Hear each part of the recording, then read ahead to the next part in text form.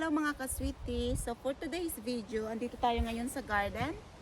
Tayo ay magga-garden ngayon. So ito naman yung aking favorite na uniform. Charot. Ito ang uniform ko pag ako nasa outdoor, nagpipintura, nagga-garden, o di ba? So ayan. Tara guys. Ito naman ang aking partner ngayon. Then ikakat natin to kasi nag-start na naman. Then soon laglag na naman ng mga dahon. Ako, ang daming dahon dito. So, kalaykay na naman tayo. So, para mabawas-bawasan yung mga malalaglag na mga dahon, start na ako ngayon mag-cut. O, diba? Para mabawas-bawasan naman. Mas okay to. Kasi pag yung dahon, mamamaya ang kalaykay, walang katapusan. Ako, tapos sakit sa likod. Diba? At least ito, ganito lang. Mabawas-bawasan. Yan. So, ito yung ating ngayon guys, ito yung ating weekend. So ako nasa labas ngayon, si V, binigyan ko siya ng mga activities niya doon, gaya ng mag-drawing, mag-gupit, at ang kanyang papa naman ay nag-work pa ng online. So waiting na naman ako sa kanya ng 1 hour kasi magpipintura kami. So yan ang ganap ngayong weekend. So tara, start na natin ito, diba?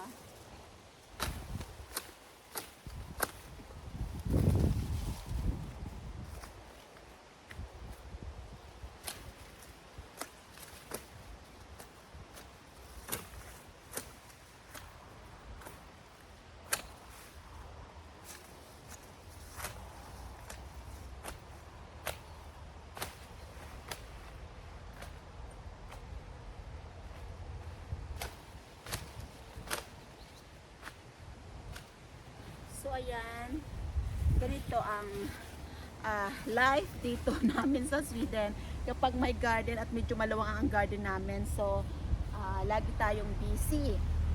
So ayan, may isa kong pangkat yung medyo, so ayun, yun natin. Ito yung aking another partner. So ayan, so yan ang weekend namin kasi pag summer busy sa mga tanim-tanim ng mga halaman, syempre yung garden sa mga grass and etc. Pag naman, pag after summer, ito na naman ligpitan ng mga gamit, furniture, then mga magkakat ng mga ganito, then syempre dahon. Maarwan pa to ngayon. Wait lang ako ng mga 2 weeks siguro. Ayan na, mas maraming nagawin. So ayan, ito yung isa kong partner kasi yung iba maano na yung tanga.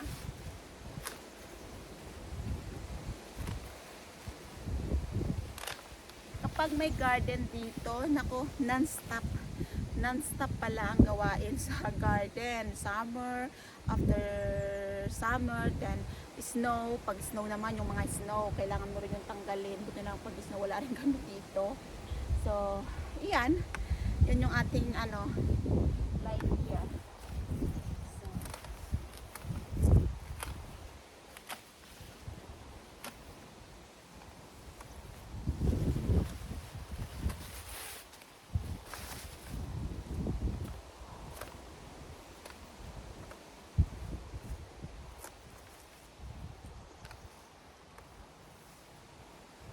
So, ayan. Ayan. O, diba?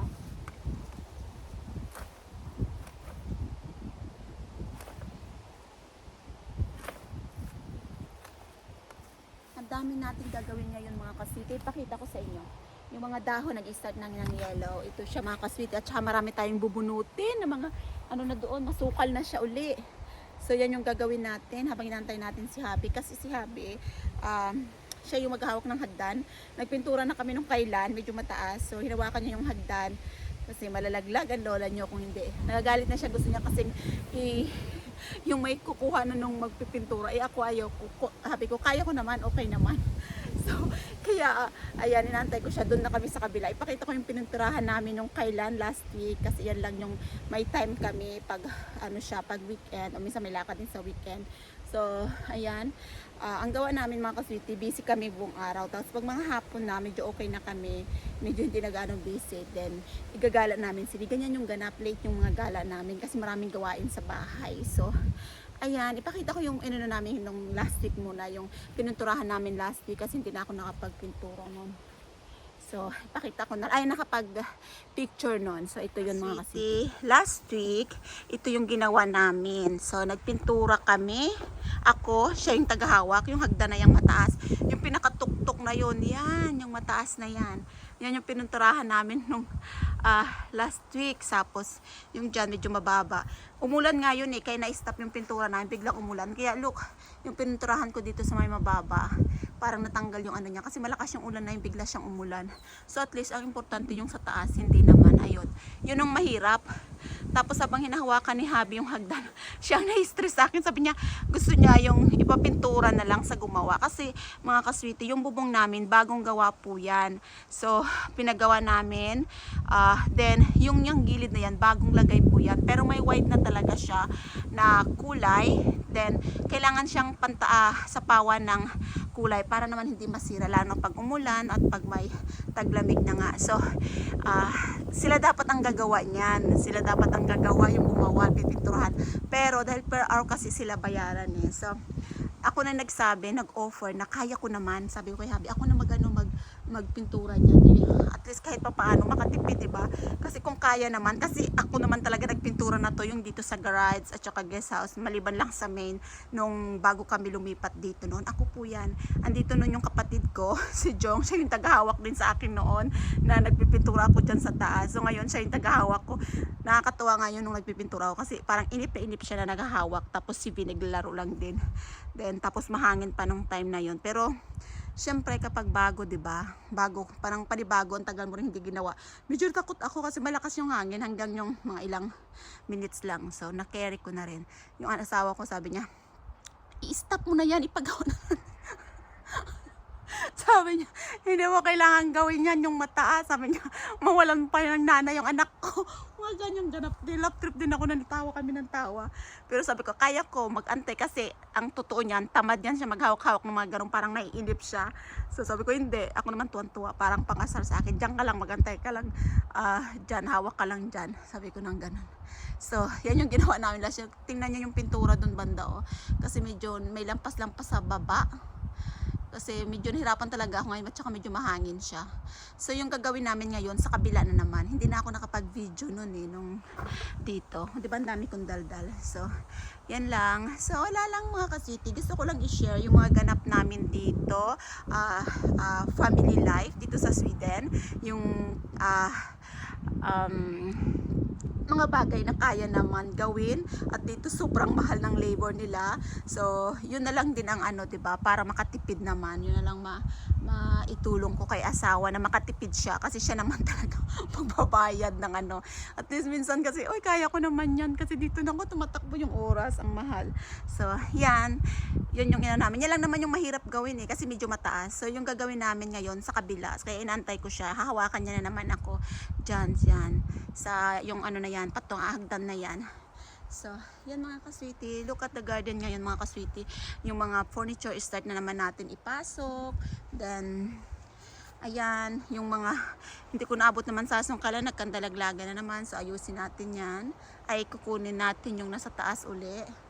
So, ayan mga kaswiti. So, ayan, nag-drive siya nung kailan. Inisod ko to. So, ayan, doon tayo ngayon sa harap.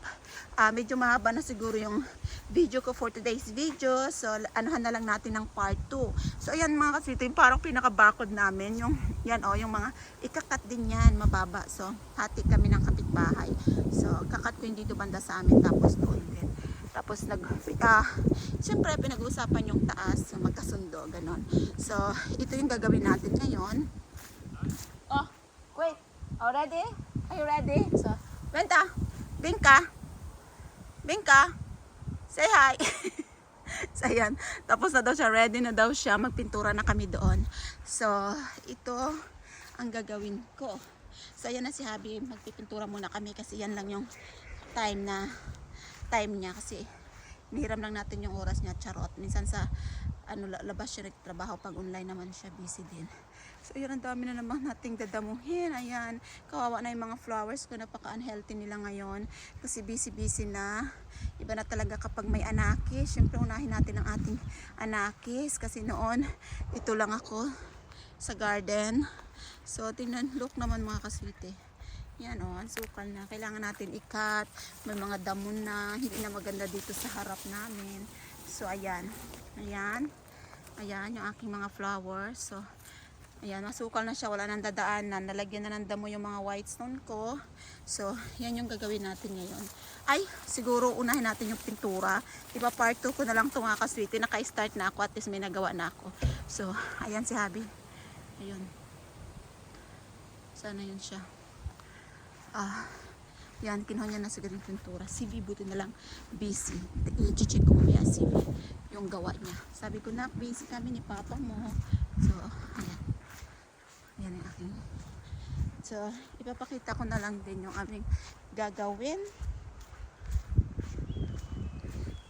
Dito, yung apple, wala nang laman. Ay, bunga tong isa. Na-harvest na namin lahat yung isa na lang. So, tara. Ito yung gagawin namin. Ay, nalipat niya na yung hagdan. So, wala na yung hagdan dyan. Dito na nilagay ni Happy. So, ayan, natapos ko na yung pinturahan. Kasi siya talaga kailangan ko na kasama sa mataas kasi mahirap na. Baka malaglag tayo. So, ayan. Ito yung likod namin. So, ayan, nalipat niya na pala yung hagdan. Makalat talaga rito. So, yan naman yung tuktok na yun yung anuhin natin.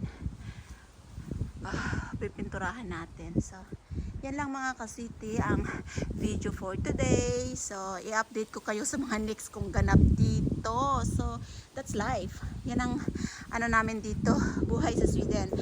All around tayo. So, no choice. Wala tayong asahan dito, kundi kami-kami lang. Kami-kami lang. So, yan. Diyan tayo. Marami pa akong gagawin sa garage. Look at naman yung garage namin. Nakatambak yung mga gamit dyan. So, yung mga hindi gagamitin, syempre tatapon. May mga box dyan. So, ayan.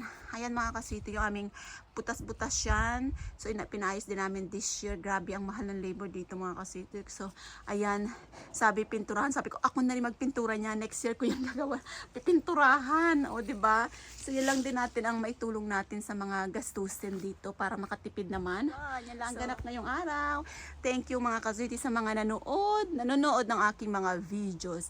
Gusto ko lang i-share yung buhay dito sa amin. O, diba? Hindi po porkit nasa abroad kami, relax ang life. Hindi po, mas maraming gawain. Oh my God! Help!